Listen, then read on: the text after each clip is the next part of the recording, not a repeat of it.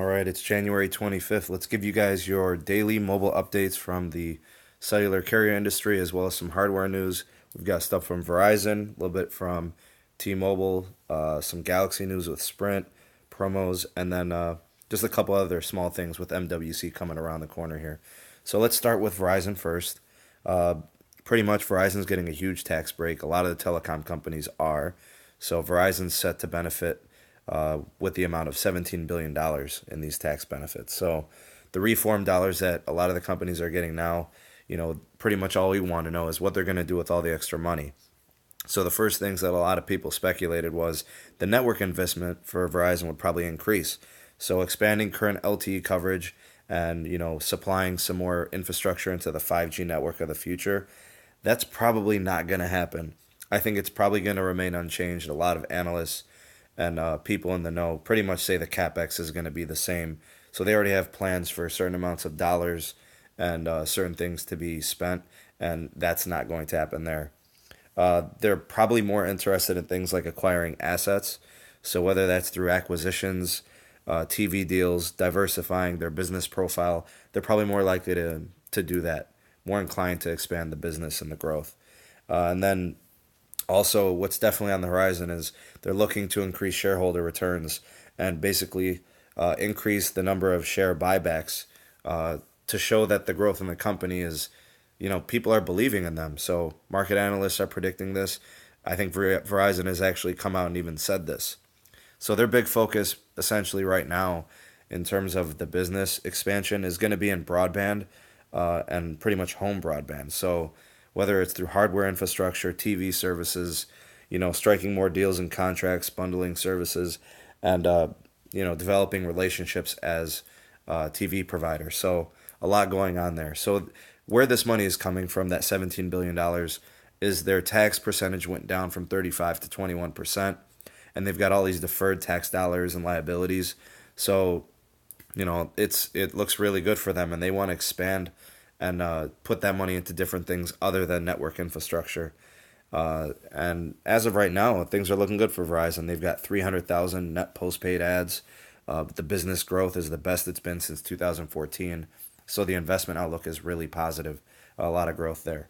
So market analysts are predicting a lot of heavy investment, and that's showing the success of the company, and people are investing, and Verizon's investing in itself as well.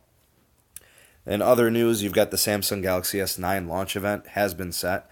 Initially, it was thought it was going to be February 25th, or it was going to be February 26th at an MWC, and that has changed. It's now been officially announced by Samsung for February 25th. And I guess the theme for the S9 is going to be this reimagined camera. They're touting it as this amazing camera. It's going to have some really cool features, probably some new software elements to take advantage of that. So I have heard news about a variable aperture setting. I think it's said that it's going to have an aperture of like 1.4 and it stretches to 2.2 or something like this. I'm not really sure the details. We'll know more in about a month or two. What is it, January 25th? So that's a month away. All right, so we'll find out then.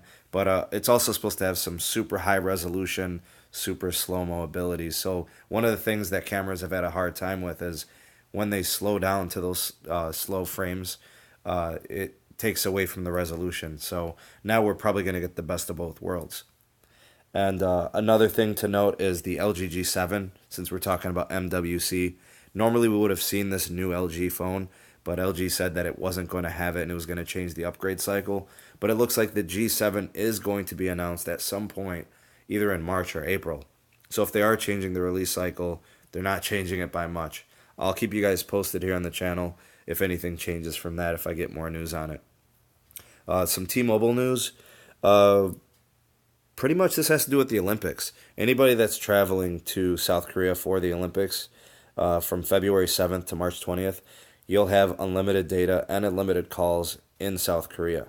So this is pretty cool if you're going to the events, or somebody that is. You could let them know if they wanted to take their device with them. They could do that, and there wouldn't require any additional charges or any changes in plans or anything like that. So that's fantastic news there. This is why I think T-Mobile is so endeared themselves to their customers. They've got these positive correlations with customer service, customer care, value added, and they're just overall happy with them. This is really good to see. The last thing I'll leave you guys with is a Sprint deal. Anybody interested in a Samsung device from 2017, you can get a good deal on a lease. It's an 18-month lease special. So the Samsung Galaxy Note 8, S8, and S8 Plus are $0 down, and their prices are cut in half. So normally you would lease the Note 8 for $40. You can get it for $20 a month. The S8 was $31. Now you'll get it for $15.50.